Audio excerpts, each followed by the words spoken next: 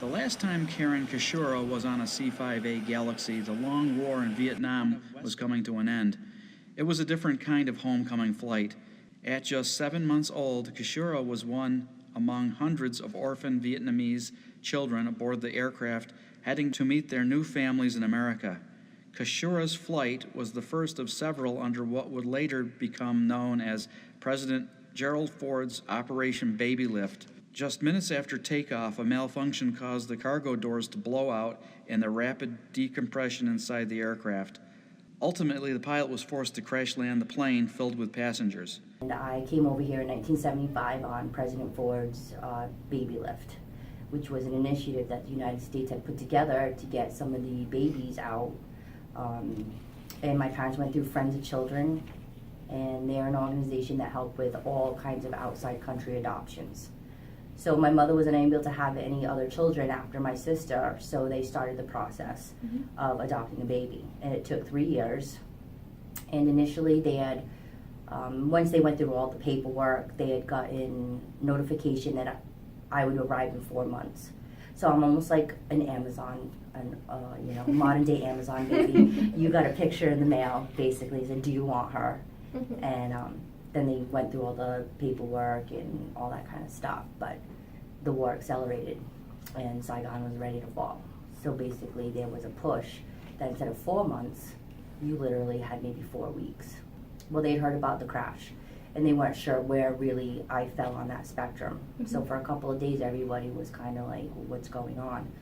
And so I think it was Sunday morning, they had received word that I had survived. My dad went to work on the Monday and he literally was given maybe 8 hours notice to say, your child arrived in San Francisco, being escorted into JFK, and you need to get there.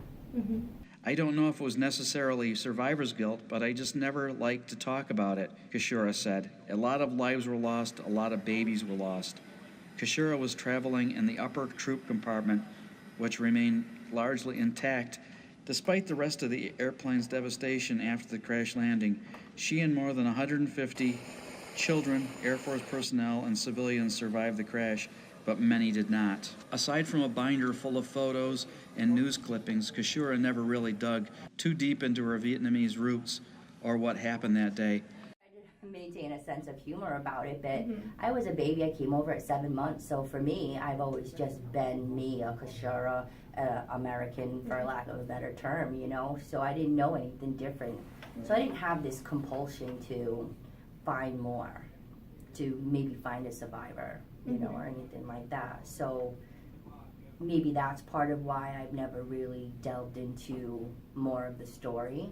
She found a renewed interest in her story, however, when an old friend and classmate, Chief Master Sgt. Justin Thurber, invited her to Westover.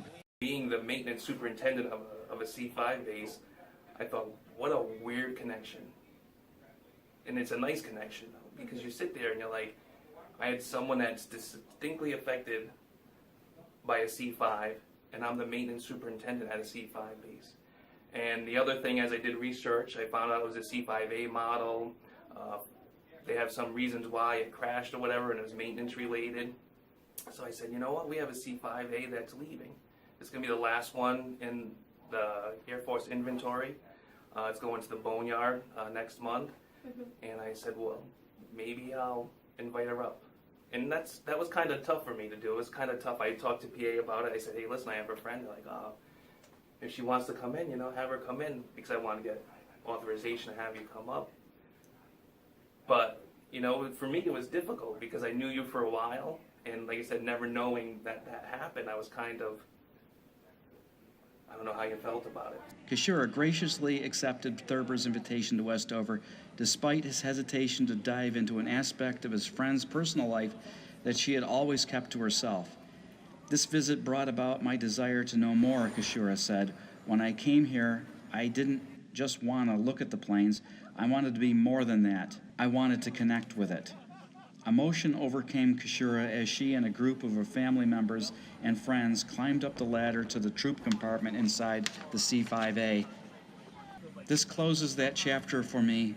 The best part of the experience was seeing one of Westover's C-5 soaring through the air. I had an enormous sense of peace seeing the plane take off and fly.